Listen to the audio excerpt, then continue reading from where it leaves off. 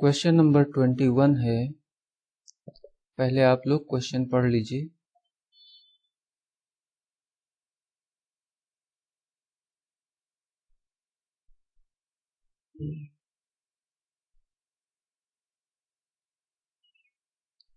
तो इस क्वेश्चन में दिया गया है कि ABC belongs to positive real number और ABC AP में है अर्थमेटिक प्रोग्रेशन में, और पूछा जा रहा है कि जो इक्वेशन है ax² + bx + c = 0, इसके रूट्स इमेजिनरी होंगे तो कंडीशन क्या होगी।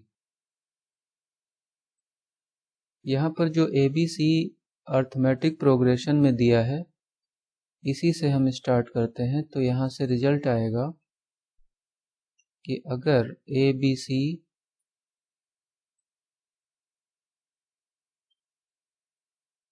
AP में है तो यहाँ से रिजल्ट आता है B = A + C/2। ये AP का रिजल्ट है। इसके बाद ये जो इक्वेशन दी गई है इसको हम लिख लेते हैं।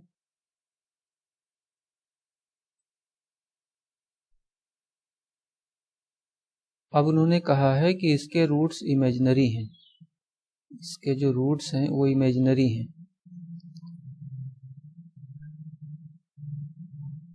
तो इमेजिनरी रूट्स के लिए क्या होता है कि b² - 4ac <0 होता है। <0 मतलब निगेटिव होता है। तो b² - 4ac निगेटिव होता है। इसको कहते हैं डिस्क्रिमिनेंट, क्योंकि ये नेचर ऑफ द रूट्स बताता है। अब देखिए यहाँ पर थोड़ा सा ध्यान देना होता है। ABC यहाँ पर सही ऑर्डर में है कि नहीं है। कभी कभी क्या करते हैं वो लोग ABC की पोजीशन चेंज कर देते हैं, जैसे B यहाँ पर कर देंगे, A यहाँ कर देंगे। तो उस केस में हमें अलर्ट रहना है। तो यहाँ पर तो कोई प्रॉब्लम नहीं है, तो ये डिस्क्रिमिनेंट ऐसे ही हो जाएगा। अब हम क्या करेंगे कि ये B की वैल्यू यहाँ सब्स्टिट्यूट कर देंगे।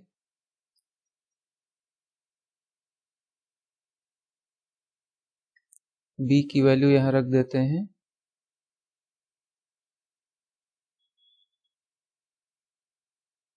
इसको ओपन कर दीजिए।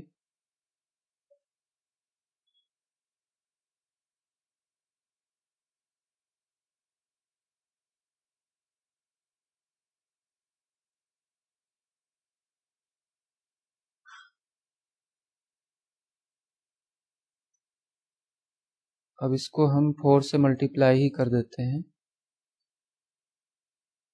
तो ये हो जाएगा 16AC और ये 4 0 हो जाएगा। अब इन दोनों को सॉल्व कर लीजिए।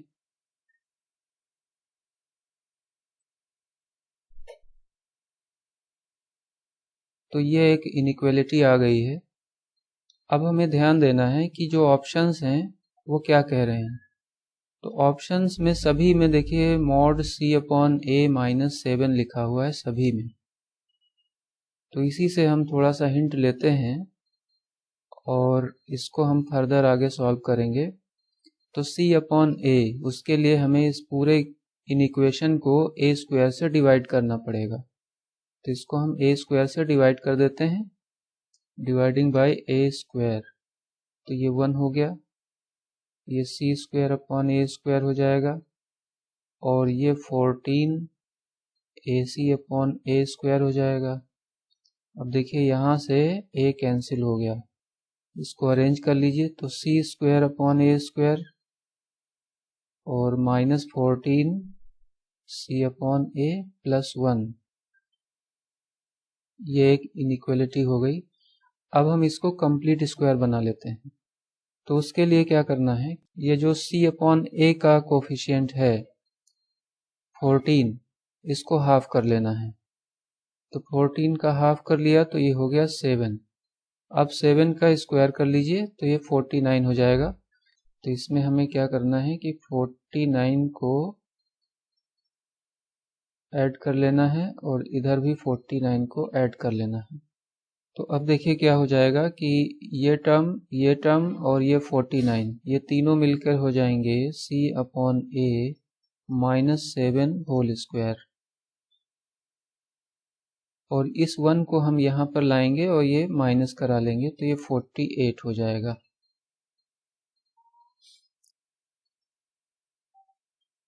अब देखिए इसको लिख सकते हैं c/a-7 mod होल स्क्वायर, और 48 को हम लिख सकते हैं 16 × 3। अब हम इसको स्क्वायर रूट कर लेंगे तो ये हो जाएगा c/a-7 mod <4√3। तो ये ऑप्शन देखते हैं कौन सा सही है। तो <4√3 ये सी ऑप्शन सही हो जाएगा।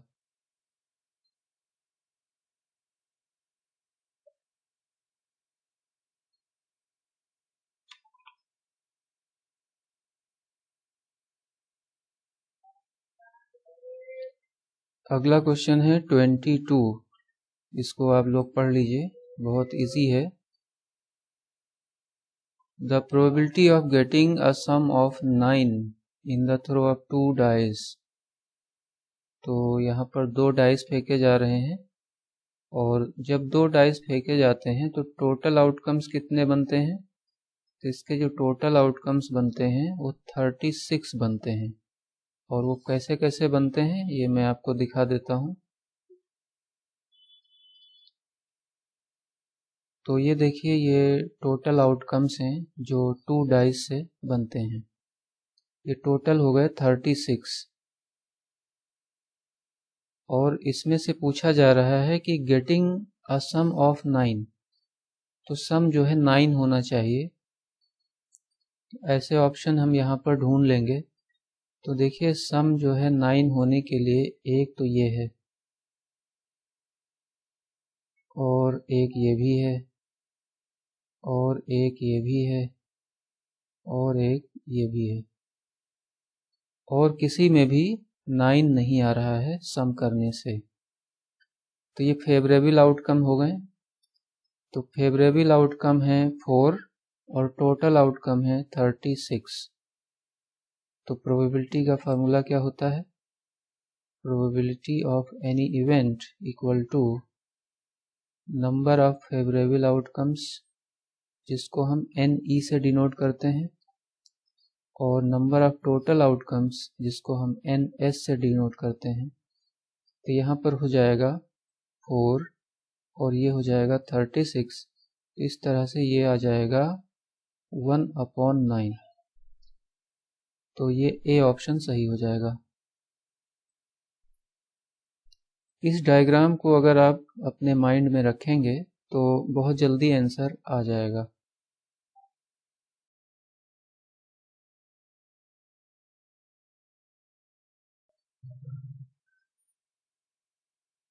अगला क्वेश्चन है, if 3 equal forces acting at a point are in equilibrium, then the angle between the forces are। तो आपको याद होगा एक थ्योरम होती है जिसको बोलते हैं लामीज थ्योरम।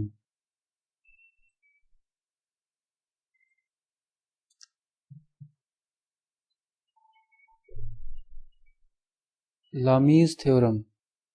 तो इस थ्योरम को पहले समझ लेते हैं। जैसे कि 3 फोर्सेस हैं, एक फोर्स हम F1 लेते हैं, और एक फोर्स हम इधर ले लेते हैं, ये F2 है, और एक फोर्स हम ये ले लेते हैं F3। तो लामी थ्योरम क्या कहती है कि अगर F1 का अपोजिट एंगल ये अल्फा है, F2 का अपोजिट एंगल बीटा है, और F3 का अपोजिट एंगल गामा है, तो इसमें जो है F1 upon sine alpha equal to F2 upon sine beta equal to F3 upon sine gamma. तो ये इतना इक्वल होता है। इसका मीनिंग है कि F1, F2, F3 में जो रेशियो होगा वही ratio sine alpha, sign beta, sign gamma में होगा। तो अब यहाँ पर ध्यान देना है कि 3 इक्वल फोर्सेस की बात हो रही है, तो तीनों फोर्सेस इक्वल हैं, तो तीनों फोर्सेस जब इक्वल हैं तो तीनों एंगल को भी इक्वल होना पड़ेगा। तो जब तीनों एंगल इक्वल हो जाएंगे तो पूरा एंगल होता है 360 डिग्री, और इसको डिवाइडेड बाय 3 कर दीजिए तो ये 120 डिग्री हो जाएगा। तो इसका मीनिंग है कि each angle should be 120 degree, ये ऑप्शन ए सही हो जाएगा। तो ईच एंगल 120 डिग्री तभी होगा जब 3 इक्वल फोर्सेस होंगे इक्विलिब्रियम में।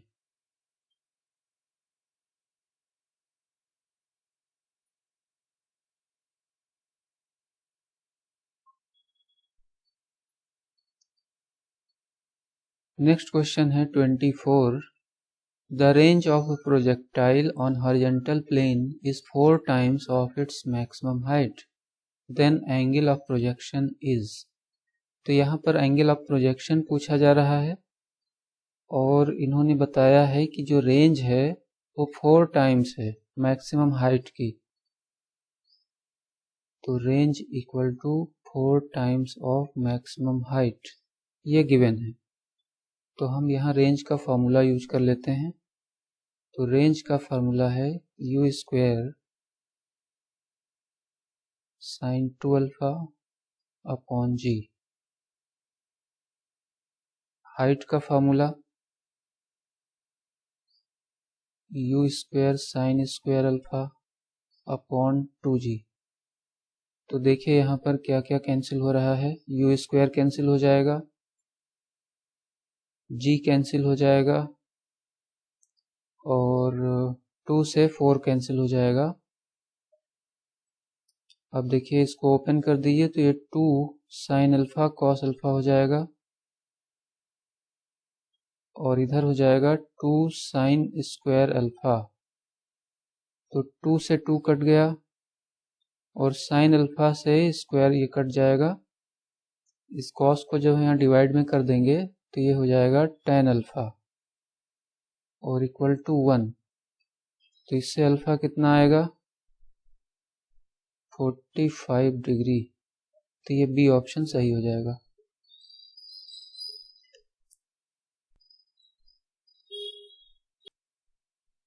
अगला क्वेश्चन है the area enclosed by the parabola y square equal to 4x and x square equal to 4ay। तो इस टाइप के क्वेश्चन कई बार पूछे जाते हैं। तो पहले तो हम इसका डायग्राम बना लेते हैं। ये 2 पैराबोला दिए गए हैं, दोनों के डायग्राम बना लेते हैं।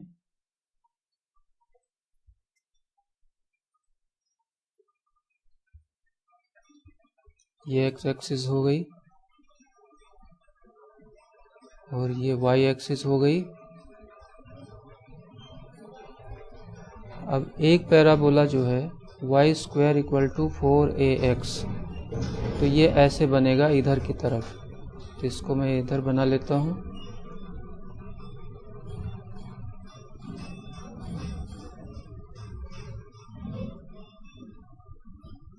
ये पहला पैराबोला हो गया। उसके बाद में दूसरा जो पैराबोला है, ये दूसरा वाला जो पैराबोला बनेगा, ये देखिए x square equal to 4ay, तो ये ऊपर की तरफ फेसिंग होगी। तो इसको ऊपर की तरफ फेसिंग करते हुए बना लेते हैं।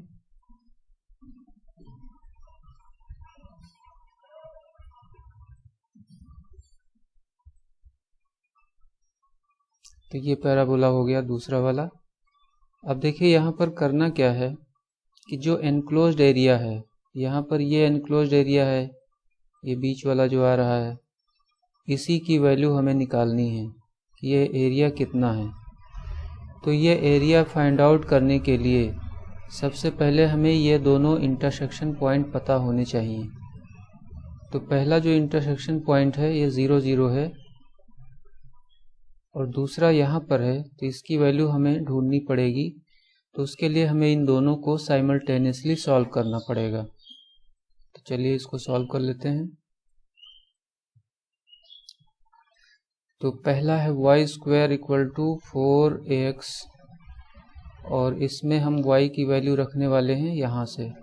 y की वैल्यू इसकी क्या हो जाएगी एक्स स्क्वायर अपॉन 4a, ये y की वैल्यू हो जाएगी, और इसका होल स्क्वायर 4ax। अब हम इसको और सॉल्व कर लेते हैं। x पावर 4 अपॉन 4 की पावर 2 है तो ये 16 हो जाएगा, a स्क्वायर हो जाएगा माइनस 4ax इक्वल टू 0। अब देखिए इसमें यहाँ पर क्या करना है कि एलसीएम ले लेते हैं। x पावर 4 माइनस 16, 4 जा 64 हो जाता है, और फिर ये एक क्यूब हो जाएगा, x हो जाएगा इक्वल टू 0। अब यहाँ पर कॉमन ले लेते हैं तो ये x कॉमन हो जाएगा, तो ये हो जाएगा x cube minus 64a cube equal to 0। तो एक वैल्यू तो यहाँ से आएगी x इक्वल टू 0, तो वो यहाँ की वैल्यू हो गई। दूसरी जो वैल्यू आएगी वो इसको जब हम इक्वल टू 0 कराएंगे तो यहाँ से आएगा x cube equal to 64a cube. तो यहाँ से x की वैल्यू आएगी 64 का क्यूब रूट कर लेंगे तो ये हो जाएगा 4, और a क्यूब का a हो जाएगा, तो यहाँ का जो कोऑर्डिनेट हो गया वो 4a हो गया। देखिए यहाँ की जो वैल्यू है उससे हमें कोई मतलब नहीं है, इसलिए उसको हम नहीं निकालते हैं। तो अब देखिए 0 से 4a ये हमारी लिमिट्स हो जाएंगी, और इसको हम डेफिनेट इंटीग्रल से करने वाले हैं।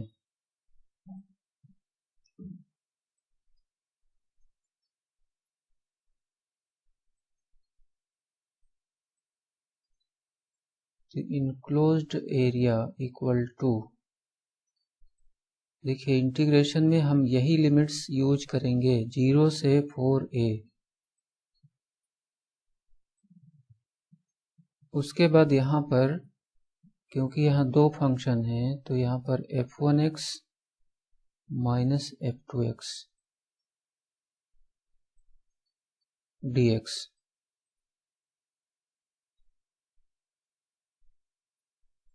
f1x कौन सा होगा, जो ये ऊपर वाला है इसको लेंगे। तो इसकी इक्वेशन क्या थी, इसकी इक्वेशन थी y square equal to 4ax। तो यहाँ से y की वैल्यू क्या हो जाएगी, y की वैल्यू हो जाएगी 2 अंडर रूट ax। इसको यहाँ लिख लेना है। फिर माइनस f2, ये नीचे वाला जो कर्व है ब्लैक वाला, तो ये क्या था, x square equal to 4ay। तो यहाँ से y की वैल्यू क्या होगी, x स्क्वायर अपॉन 4a। अब हमें इसको इंटीग्रेट कर लेना है। तो इसको जब इंटीग्रेट करेंगे तो ये 2 रूट a ऐसे ही हो जाएगा, और रूट x का इंटीग्रेशन क्या होता है, x की पावर है 1/2, तो इसमें 1 ऐड हो जाएगी पावर, तो ये हो जाएगा x पावर 3/2, और यही पावर यहाँ भी आएगी डिवाइड में। फिर यहाँ पर माइनस, इसमें देखिए 1/4a कांस्टेंट है, बाहर ले लीजिए। एक्स स्क्वायर का इंटीग्रेशन हो जाएगा एक्स क्यूब अपॉन 3, और ये इसकी लिमिट्स हो गई। अब जब इसको आप सॉल्व करेंगे तो इसकी जो वैल्यू है ये हो जाएगी 16a स्क्वायर अपॉन 3। तो 16a स्क्वायर, ये डी ऑप्शन सही हो जाएगा।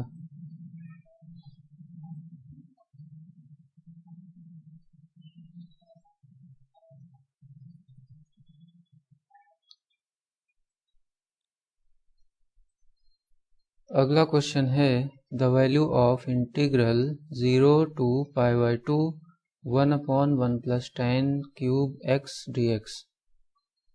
तो ये डेफिनेट इंटीग्रल का क्वेश्चन है, तो इसको हम i सपोज कर लेते हैं। डेफिनेट इंटीग्रल के जितने भी क्वेश्चन हैं वो मोस्टली प्रॉपर्टीज से लगते हैं, तो इसको हम पहले साइन और कॉस में कन्वर्ट कर लेंगे। तो ये हो जाएगा sine cube x upon cos cube x. थोड़ा सा और सॉल्व कर लीजिए, तो ये हो जाएगा कॉस क्यूब एक्स अपॉन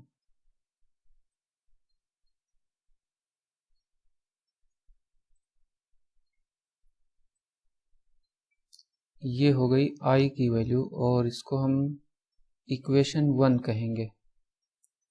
अब यहाँ पर एक प्रॉपर्टी यूज होनी है, और प्रॉपर्टी क्या है देखिए। प्रॉपर्टी ये है कि अगर कोई इंटीग्रल 0 से a है एफ एक्स डी एक्स, तो उसकी वैल्यू हो जाती है 0 से a F a minus x. X की जगह a माइनस एक्स रख देना है फंक्शन में। तो यही हम यहाँ पर यूज करने वाले हैं। तो ये हो जाएगा i इक्वल टू, लिमिट में कोई चेंजिंग नहीं होगी, केवल यहाँ पर चेंजिंग होगी। x की जगह हमें रखना है a माइनस एक्स, और a क्या है पाई बाई 2, तो हमें पाई बाई 2 माइनस एक्स रखना है।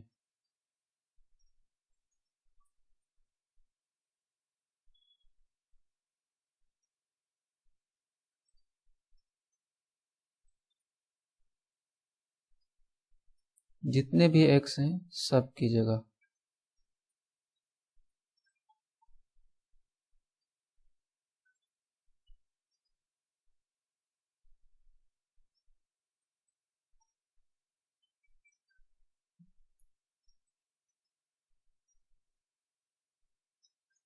अब ध्यान दीजिए, यहाँ पर cos 90 माइनस एक्स, तो ये क्या हो जाता है, ये हो जाता है साइन एक्स। तो ये साइन क्यूब हो जाएगा, और यहाँ पर हो जाएगा x। तो ब्रैकेट की कोई ज़रूरत नहीं है, ब्रैकेट को हटा दीजिए।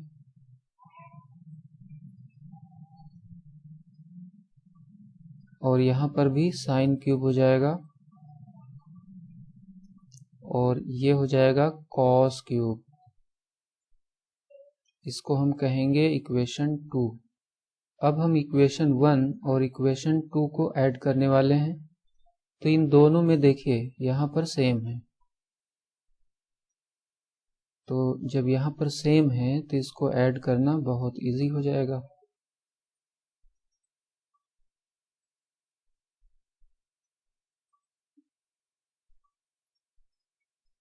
तो ये हो गया 2i,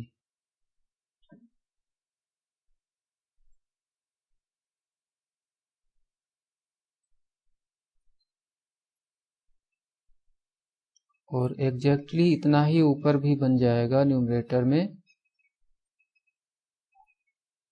ये दोनों ही कैंसिल हो गए, और इसकी वैल्यू हो गई 1। अब 1 को इंटीग्रेट कर लीजिए, तो 1 का इंटीग्रेशन हो जाता है x, और यहाँ पर ये वैल्यू रख देंगे अपर लिमिट, तो ये पाई बाई 2, फिर लोअर लिमिट माइनस में, तो ये हो जाएगा पाई बाई 2। अब देखिए जल्दीबाजी नहीं करनी, क्योंकि पाई बाई 2 भी ऑप्शन में दिया होगा। ये देखिए पाई बाई 2 ऑप्शन में दिया है। तो जब आप गलती करते हैं और आंसर निकालते हैं तो वो आंसर भी ऑप्शन में होता है, तो इसलिए अलर्ट रहना है, सावधान रहना है। तो सही आंसर क्या होगा, सही आंसर क्या होगा कि यहाँ पर जो ये 2i है, इस 2 को हमें इधर मल्टीप्लाई करना पड़ेगा, तो ये i equal to pi by 4 हो जाएगा। ये सही आंसर है। तो सही आंसर हो जाएगा डी।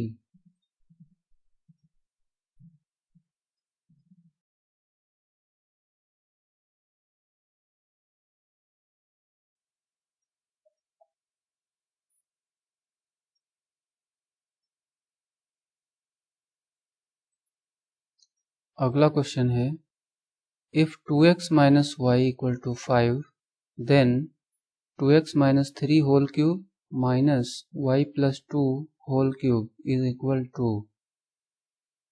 तो देखिए ये बहुत ट्रिकी क्वेश्चन है और इसमें आप डायरेक्ट फार्मूला लगा के नहीं निकाल पाएंगे, बहुत प्रॉब्लम आएगी। तो इसको ट्रिक से ही कर सकते हैं। तो यहीं से हम स्टार्ट करते हैं और ये हो जाएगा 2x minus y equal to 3 और 2 की बात हो रही है तो इसको हम ऐसे ब्रेक कर लेंगे 3 प्लस 2 में। अब हमें क्या करना है, 2x के साथ 3, तो 3 को हमें इधर ले आना है लेफ्ट हैंड साइड में और y को हमें इधर ले आना है तो y प्लस 2 हो जाएगा। अब देखिए होल क्यूब कर देना है दोनों तरफ, तो ये होल क्यूब मैंने कर दिया इसी स्टेप में। अब हम इस टर्म को लेफ्ट हैंड साइड में ले लेंगे तो 2x minus 3 whole cube minus y plus 2 whole cube equal to 0। तो देखिए इसी की वैल्यू तो हमें निकालनी थी, तो इसकी वैल्यू हो गई 0। तो ये ऑप्शन ए सही हो गया। कुछ क्वेश्चन ऐसे जरूर होते हैं एग्जाम में जो ट्रिक पर ही होते हैं।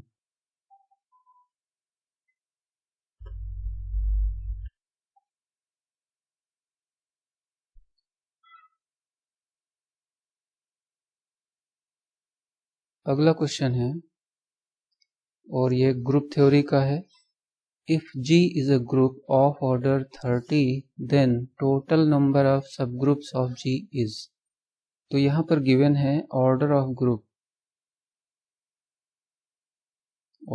ग्रुप 30 दिया गया है। अब हमें निकालना है नंबर ऑफ सबग्रुप्स। तो नंबर ऑफ सबग्रुप्स क्या होते हैं,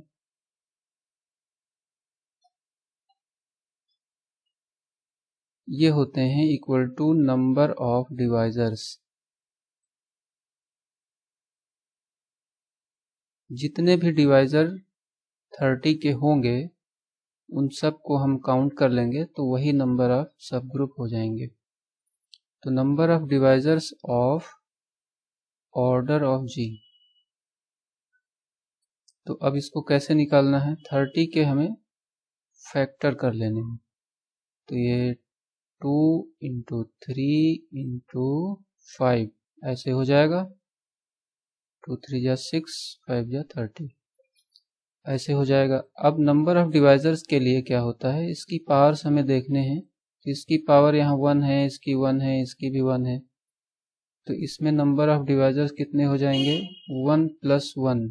जितनी भी पावर है उसमें प्लस 1, फिर इंटू, फिर यहाँ जितनी पावर है उसमें भी प्लस 1 और फिर यहाँ पर जितनी पावर है उसमें भी प्लस 1 कर देना है। तो ये हो जाएगा 2 इंटू 2 इंटू 2, तो ये 8 हो जाएगा। तो इस तरह से सी ऑप्शन सही हो जाएगा। 8 सब ग्रुप इसके हो जाएंगे। अगर आप ये मेथड भूल भी जाते हैं तो इसको आप दूसरे तरीके से भी कर सकते हैं। 30 के हमें डिवाइजर्स निकालने हैं, तो 30 को डिवाइड करने वाले कितने नंबर्स हैं ये हमें देखना है। तो एक तो 30 खुद है, उसके बाद में 15 हो जाएगा, उसके बाद में 10 भी हो जाएगा और 10 के बाद में हो जाएगा 5 और 6 भी है, इसके बाद में 3 है और 2 है और 1 है। तो अब देखिए कितने हो गए, 5 और 3 8 हो गए टोटल। तो आप ऐसे भी डायरेक्ट निकाल सकते हैं या फिर फार्मूले से निकाल सकते हैं। जब छोटी नंबर होगी तो ये मेथड ज़्यादा आसान है और जब बड़ी नंबर होगी तो फिर ये मेथड आपको लगाना पड़ेगा।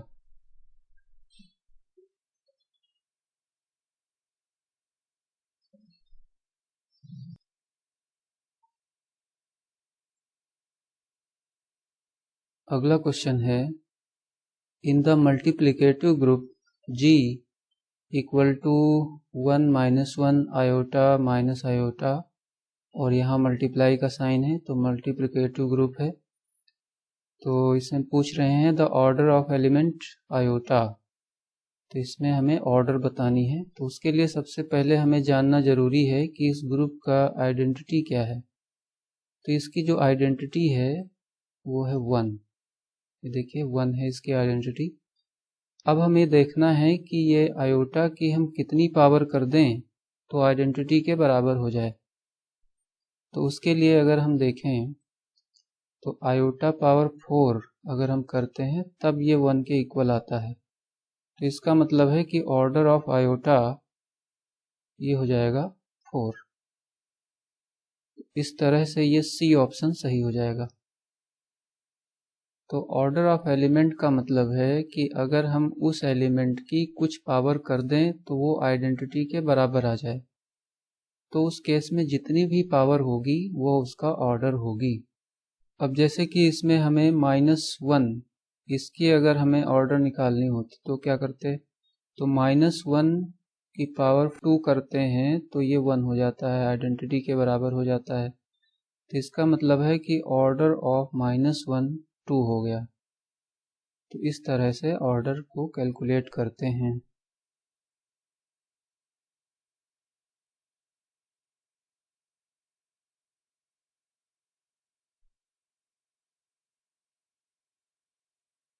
अगला क्वेश्चन है the Cartesian equation of common catenary is. तो कॉमन कैटेनरी के क्वेश्चंस हर साल किसी न किसी तरह से पूछे जाते हैं। तो यहाँ पर कार्टेशियन इक्वेशन की बात हो रही है। तो कार्टेशियन इक्वेशन और इंट्रिंसिक इक्वेशन ये दोनों ही यहाँ पर मैं बता देता हूँ। तो कार्टेशियन इक्वेशन इसकी होती है y = c hyperbolic cos x/c। यह है कार्टेशियन इक्वेशन ऑफ कैटेनरी।